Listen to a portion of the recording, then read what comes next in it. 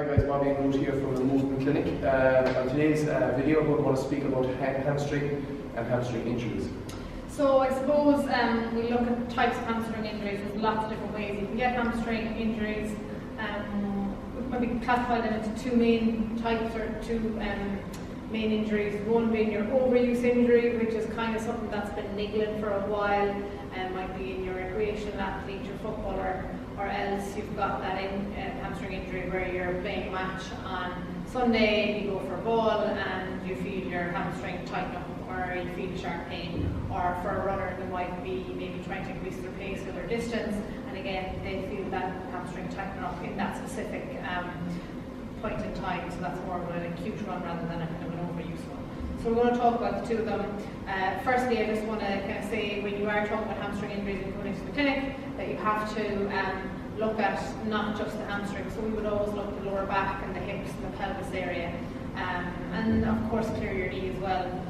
So a lot of hamstring injuries are a result of tightness in your lower back, and maybe even your thoracic spine, and also in the hip area. So we would, number one, give a lot of our hamstring injury candidates, we would give those like a lot of hip opening work to do, a lot of stretching, and a lot of like back exercises and yoga type exercises we find very helpful with that, those things.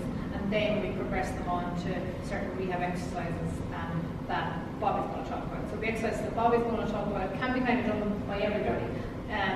The overuse hamstring injuries that are more upper tendon, they're much more, or should I say upper hamstring muscle onto the tendon, they're much more specific. So we would kind of maybe cut these into this bracket. So this is more for your actual hamstring muscle injury rather than your tendon injury. Alright? Yeah, so obviously from reference from the physiotherapist, we're obviously going to look at some simple stuff, and the exercises we just chose today are ones that you can actually do yourself. You don't need to be in a facility or a gym to do these. So first one, which is we just work from the instance of a little muscle strain, a hamstring strain, which is can come from a lot of tightness around the hip area. So what we go to is we'll do an RDL, which is Romanian deadlift. So basically what we're going to do, so simple one, to have a reference point, popping something like the foam roller or anything at all. It can be a little bit higher, again, it just depends on your range of motion. So if the person is lacking a little bit of range, you might only be going to this position here. If we can increase the range, obviously we can go a bit lower. So we're just getting a slight little bit of a hinge from the hip, slight bend in the knee, and I'm just reaching and using that as my focal point to touch. I can feel the stretch in the back of my hamstring and coming through again, nice upright position. So hinging from the hip, slight bend in the knee, and I'm feeling that stretch from my hamstring, using the foam roller to touch, and come back to that position. Very, very simple exercise, just creating that bit of a range in the hamstring for obviously stringing purposes, and it's something that can be done. It's a body weight exercise. And as I say, if you're lacking a bit of stability, you can get something a little bit higher back in the chair, anything like that, something you can reach and focus on. And obviously then you want to look at right and left leg on that exercise. 10 to 12 reps, 3 sets is fine, and then what we would maybe progress it onto from there is grabbing something where we go down on the ground and we're going to do a little bit of a single bridge position. So we pop something, then we can elevate our foot, and I'm just going to go into this seat position. Let's say this is my hamstring injury on my left side, so I'm going to go into position here. So I'm going to position my foot about 90 degrees, opposite foot slightly bent.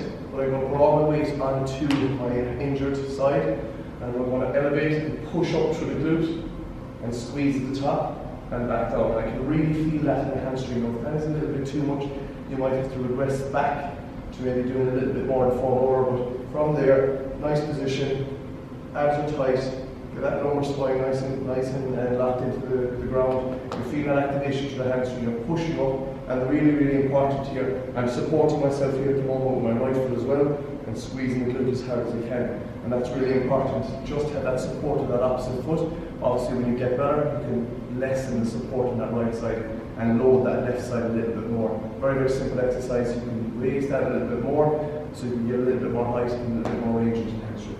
We use this as a hamstring test as well to see how well you're progressing with your hamstring rehab, and maybe how we move it on. So as Bobby said, you could elevate your leg, or maybe you could use a Swiss ball or a gym ball or something like that.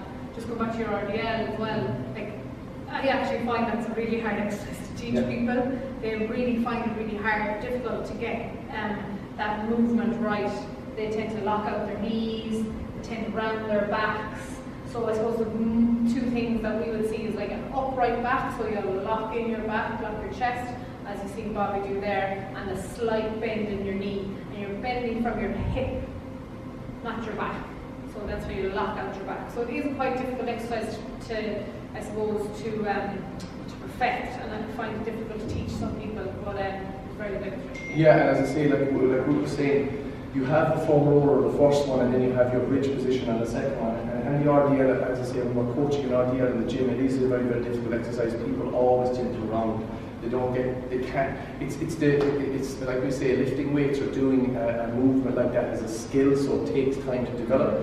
Now you could simply put somebody here on the lying leg curl as well, just to activate the hamstring through its full range, and then we could progress on to an RDL. I'll just demonstrate one for you. So with an RDL, we grab some weight. So just here I have 2 dumbbells. I'm going to set my feet about hip width apart, and you have soft knees, so slight bend in the knee, and the chest is upright, and my shoulders are packed back. So I have a nice position here, and like Ruth said, we're going to hinge from the hip, which is a key point here. We're not squatting, we're hinging from the hip. So if you imagine there's a wall behind you, and you want to touch your bum off the wall. So as I reach back, I'm driving my weight back into my heels, and from there you can see the hamstrings are loaded. And then the hands aren't like a half mile out from your legs. Your hands are by your legs. And use that as a guidance as well, because that will help you to hinge better from your hips. So you can see, guys, at the bottom of this position, I can really feel my hamstrings, obviously both hamstrings in this one. The other 2 exercises for single legs, you can just progress on with that a bit of weight. And again, the weight is dictated by where you are in your recovery from your injury. You might spend a lot of time in the foam roller and the single leg bridges.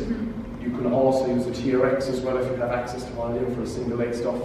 Or even a double bridge where you have both heels in the TRX, where you could use the block, where you put 2 feet up and you load the 2. But for, say I just have an injury on my left side, I'm going to only focus on the left side and do a lot of work there.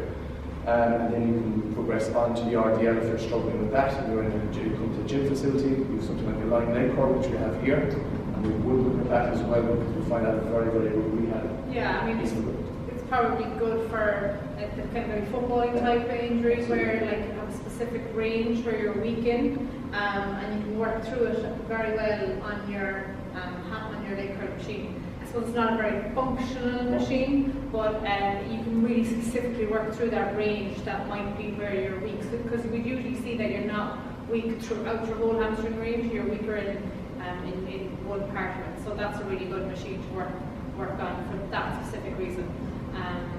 Yeah, because the key thing with the likes of machines, and you talk about functionality of an exercise and an RDL, we would say it's a lot more functional.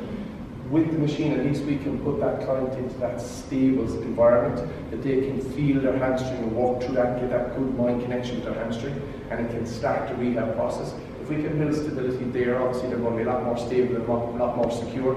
It's going to be easier for us to coach them through an RDL after, because they'll have that connection, they'll know what their hamstring feels like, and they'll be able to relate back to that machine, so that's why we can be quite good that way.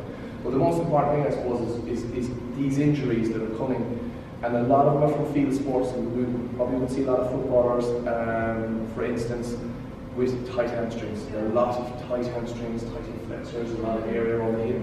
So you have to we'd always do that little bit of talk with the client to find out previous history and see if this has been a recurring injury, or is it something new, and what have they changed within their training or changed within their daily routine that might have caused this to be a problem. Yeah, and it's something, or maybe you might have changed your job, you might be sitting more, you might be driving more. That's something that you might need to look at. Or you might have changed your car. A car seat, if you're spending a lot of time in the car and you've changed your car and your car seat is different, something like that can really trigger off hamstring injuries.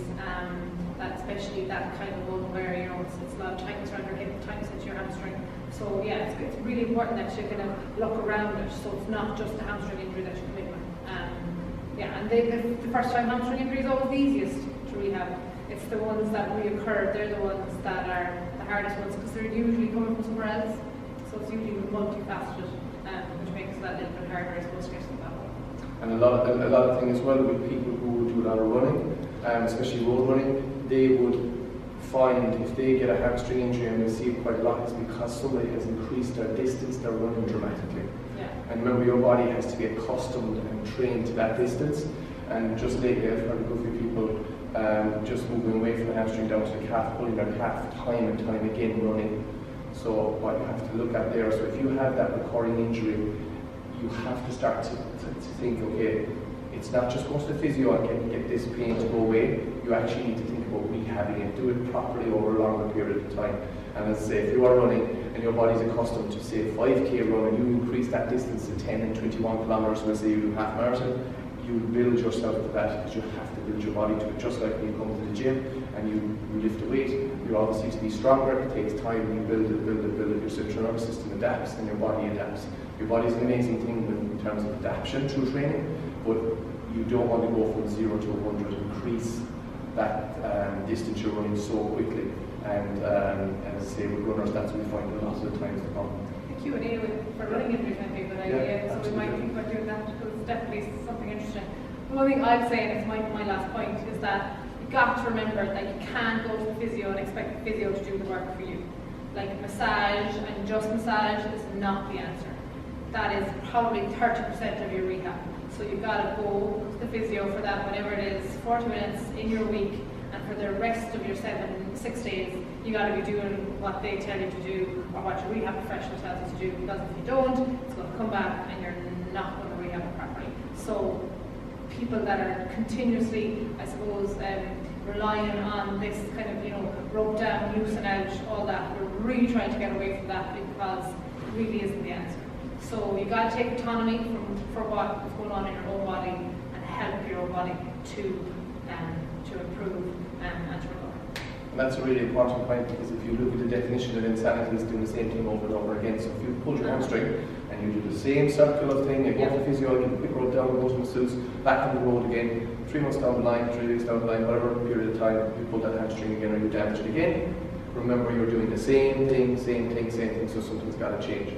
And rehab is really important. Going to a physiotherapist, taking the exercises on board, just like they said, with a simple foam roller and a block, RDL work, and then progressing that onto the gym, getting a professional in the gym to go through the exercises with you. I've just damaged my hamstring. Okay, let's talk to the physiotherapist, let's get a bit of feedback, and then we can build a program around that to see where the areas need to be. Obviously, build stability in, build mobility in, and obviously strict. So that's the key, guys. So make sure if you are getting that recurring hamstring injury, take a step back and see what is your